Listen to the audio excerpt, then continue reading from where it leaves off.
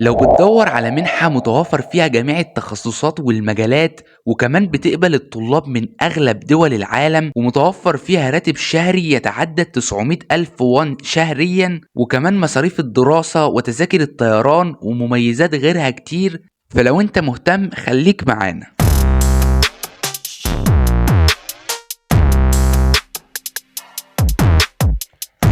اهلا بيك، معاكم عبد الرحمن ابراهيم، وان شاء الله في الفيديو ده هتتعرف على كل ما يخص منحة كوريا الجنوبية.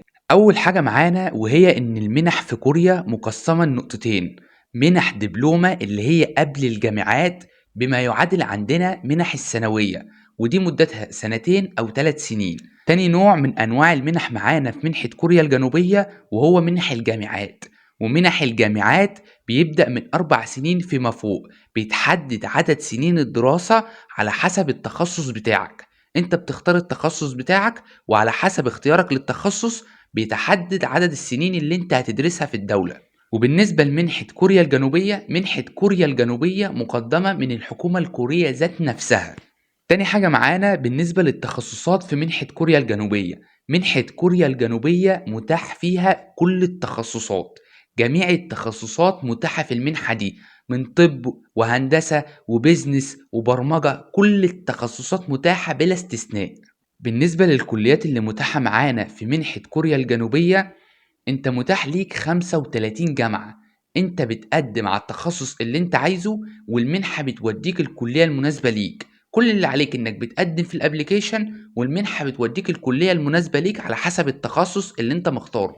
بالنسبة لتالت حاجة معانا وهي ما هي مميزات منحة كوريا الجنوبية. اول ميزة معانا في منحة كوريا الجنوبية وهي ان تذاكر الطيران على المنحة، وطبعا تشمل تذاكر الذهاب وتذاكر العودة. اما بالنسبة لو انت عايز تنزل اجازة في نهاية كل سنة، نهاية كل عام دراسي يعني، بيكون التذاكر السفر على حسابك انت. المنحة بتديلك تذاكر السفر لأول مرة والعودة لبلدك، غير كده انت اللي بتدفع على حسابك. تاني ميزة معانا وهي ان المنحة بتتكفل بكل مصاريف الدراسة. كل المتطلبات الدراسية اللي انت هتحتاجها المنحة هتوفرها لك مجانا. تالت ميزة معانا وهي ان المنحة بتوفر لك سكن طول فترة التعلم.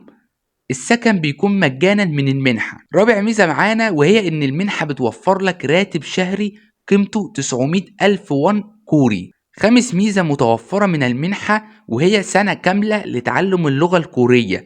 المنحة هي اللي بتتكفل بتعلمك اللغة الكورية مجانا، انت ما بتدفعش اي حاجة. سنة التعلم بتكون مجانا عن المنحة. سادس ميزة معانا وهي ان المنحة بتديلك 200 ألف وون كوري اول ما بتوصل للدولة مباشرة، علشان لو احتجت اي حاجة تقدر تجيبها لنفسك. ده طبعا انت لو فاكر غير ال 900 ألف وون اللي انت بتاخدهم شهريا. ال 900 ألف وون دول انت بتاخدهم شهريا كل شهر. اما بالنسبة لل 200 ألف وون انت بتاخدهم مرة واحدة بس اول ما بتوصل الجامعة اول مرة ليك. بالنسبة لسابع ميزة معانا وهي تأمين صحي رسمي للطالب. وطبعا انت عارف لازمة التأمين الصحي ده ايه. تامن ميزة معانا والأخيرة وهي إن المنحة بتوفر لك 100 ألف وون بعد الانتهاء من الدرجة العلمية بتاعتك. يعني بعد ما بتخلص المرحلة التعليمية اللي انت بتدرسها، المنحة بتديلك 100 ألف وون كوري. علشان ما تتوهش مني في حتة الفلوس دي، احنا قلنا ان الجامعة بتديلك 200 ألف وون عند وصولك مباشرة للجامعة، وبعدين بتاخد 900 ألف وون شهريا من المنحة. ده طبعا غير ال 200 ألف وون اللي انت بتاخدهم أول ما بتوصل. وبعدين بعد ما بتخلص الدراسة ايا كان المجال اللي انت هتدرسه ايه، بتاخد 100 ألف وون في الآخر خالص وانت مروح. بالنسبة لرابع سؤال معانا وهو ما هي شروط منحة كوريا الجنوبية. أول شرط معانا وهي شهادة الثانوية العامة. طبعا لو انت هتقدم بكالوريوس فانت اكيد هيكون معاك الشهادة. اما لو انت هتقدم على اي بروجرام اللي هو ما يعادل الثانوية العامة اللي انا قلت لك عليه اللي اسمه دبلومة، برضه لازم يبقى معاك شهادة الثانوية العامة. في كلتا الحالتين انت كده كده لازم يكون معاك الشهادة. طبعا هتقولي لو انا بقدم الدرجة العلمية اللي هي اقل من الجامعة اللي هي بتبقى الدبلومة اللي هي الثانوي يعني عندنا، هجيب الشهادة ليه؟ بالنسبة للدرجة دي انت هتجيب شهادة اخر سنة دراسية انت مخلصها، ان كانت اولى ثانوي او تانية ثانوي. اما لو هتقدم جامعة طبعا هتكون مخلص تالتة ثانوي، فهيبقى معاك الشهادة في الحالة دي. تاني شرط معانا وهو شهادة الميلاد. لازم تقدم على المنحة دي بشهادة الميلاد، وطبعا لازم شهادة الثانوية العامة وشهادة الميلاد يترجموا. تالت شرط معانا وهو الباسبور. المنحة مشترطة انك تقدم بالباسبور بتاعك، فلو انت ناوي تقدم لازم تطلع الباسبور فورا. رابع شرط معانا وهو خطابين توصية. ايوه زي ما سمعت، منحة كوريا الجنوبية محتاجة خطابين توصية. ولو انت عايز تعرف اسرار كتابة خطاب التوصية، في فيديو على القناة شارح الاسرار اللي هتساعدك تكتب خطاب توصية احترافي. هسيب لحضراتكم لينك الفيديو في الوصف واول تعليق.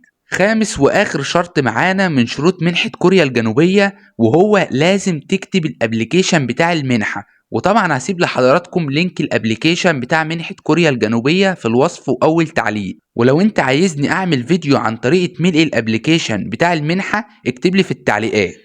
وفي ملحوظة مهمة جدا لازم تاخد بالك منها، وهي ان المنحة الكورية ما بتقبلش عدد كبير جدا من الطلاب زي باقي المنح. فبالتالي لو انت هتقدم على المنحة دي انت محتاج انك تركز شوية في الورق وانت بتعمله، محتاج تركز وانت بتملى الابليكيشن. ما ينفعش تكتب اي حاجة وخلاص وتكون مستعجل، لا، محتاج شوية تركيز حبتين في المنحة دي. وخد بالك انا بقول محتاجة شوية تركيز، هي مش صعبة، هو اصلا مفيش حاجة صعبة، ولكن هي عايزة منك شوية تركيز، شوية تفنين كده وانت بتملى الابليكيشن، شوية حبشكنات كده وانت بتملى خطابين التوصية. هي مش صعبة ولكن هي عايزة بس فن، عايزة تركيز. وزي ما قلت لك مفيش حاجة صعبة يعني. وطبعا انت هتعمل الكلام ده لو انت عايز تبقى مختلف عن كل اللي بيقدموا معاك وتتقبل بسهولة، وان الناس اللي بتقيم ورقك تشوفك فعلا مختلف. فانت هتحتاج تركيز، وطبعا ربنا ما بيضيعش تعب اي بني ادم، وانت عارف الكلام ده. بالنسبة لخامس سؤال معانا وهو هل المنحة بتطلب شهادة إثبات اللغة الإنجليزية ولا لأ؟ بالنسبة للمنحة الكورية في الابليكيشن هم مش مشترطين شهادة إثبات اللغة الإنجليزية، يعني ممكن تقدم من غير الشهادة عادي وهيقبلوك عادي. ولكن خد بالك زي ما قلت لك المنحة الكورية ما بتقبلش عدد كبير جدا من الطلاب زي المنحة مثلا الروسية أو المنحة التركية، دول بيقبلوا عدد كبير جدا من الطلاب.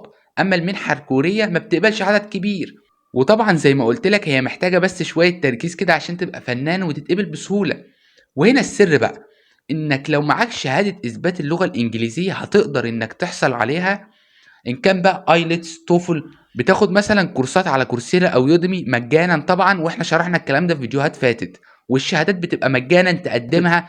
اي حاجة تثبت ان اللغة الانجليزية عندك كويسة، قادر انك تتكلم وتفهم وتسمع باللغة الانجليزية كويس. لو انت معاك اي حاجة من الحاجات دي قدم بيها، هتساعدك جدا وهتخليك مختلف وهتتقبل بسهولة. بالنسبة لسادس محور معانا في الحلقة وهو ما هي الشروط التي يجب توافرها في الطالب ليكون قادر على أخذ المنحة دي؟ خد بالك احنا اتكلمنا في الأول عن شروط المنحة الكورية نفسها والورق المطلوب، أما في السؤال ده بيقولك ما هي الشروط الطالب نفسه، يعني ايه اللي يخلينا نختار الطالب ده عن الطالب ده. أول شرط معانا وهو ما يكونش معاه الجنسية الكورية، يعني ما تكونش عايش في كوريا من الآخر. تاني شرط معانا وهو العمر، والمنحة الكورية مشترطة إن الطالب اللي هيقدم على المنحة يكون عمره أقل من 25 سنة. وما تجيش تقول لي أنا عمري 25 سنة ويوم هل ينفع إني أقدم ولا لأ؟ هقولك طبعا لأ، سيبك من البلوزة اللي إحنا عايشين فيها في مصر دي. أصلا الكوكب كله في كفة ومصر دي لوحدها في كفة تانية خالص. طالما هم في الشروط قايلين 25 يبقى 25، أنت لو 25 ودقيقة مش هتتقبل أصلا. تالت شرط معانا والأخير وهو لازم تحافظ على معدل دراسي معين طول الفترة اللي انت هتدرس فيها بالجامعة. مثلا هم هيقولوا لك لو انت قلت عن 80% في أي سنة دراسية هتنزل ومش هينفع تكمل، لأنك كده تخلفت عن شرط من شروط المنحة. وخد بالك 80% ده رقم أنا فرضه، أنا معرفش هم قايلين على كام في المية، ولكن أنا بديلك مثال، انت لما تروح هتعرف إن شاء الله. بالنسبة لسابع محور معانا في الحلقة وهو طريقة التقديم على منحة كوريا الجنوبية. بالنسبة لمنحة كوريا في طريقتين للتقديم. أول طريقة إنك تقدم عن طريق السفارة بتاعتك. طبعا لو أنت في مصر السفارة بتاعت مصر في منطقة اسمها الدقي، أنت روح مصر اسألهم فين الدقي هيقولوا لك مكانها. دي أول طريقة. وخد بالك انت ممكن تجيب رقم السفارة وتكلمهم، ولكن يفضل علشان يهتموا انك تروح لهم هناك. والطريقة التانية للتقديم بتكون التقديم عن طريق الجامعة، يعني انت بتقدم في ملف الجامعة نفسه اللي هو الابليكيشن بتاعها، ودي سهلة طبعا. بالنسبة لآخر محور معانا في الحلقة وهو ميعاد التقديم على منحة كوريا. بالنسبة للمنحة الكورية بتفتح التقديم للبكالوريوس في شهر فبراير، وبتعلن نتائج القبول في المنحة في شهر يونيو. أما بالنسبة للماجستير أو الدكتوراه التقديم بيبدأ في شهر سبتمبر، ونتائج القبول بتظهر في شهر يناير.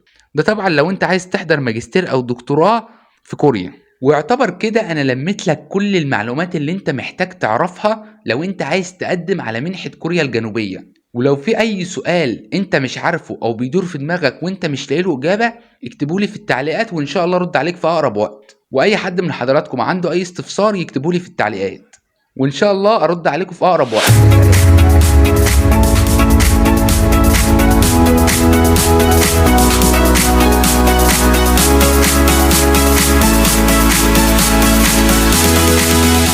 سلام.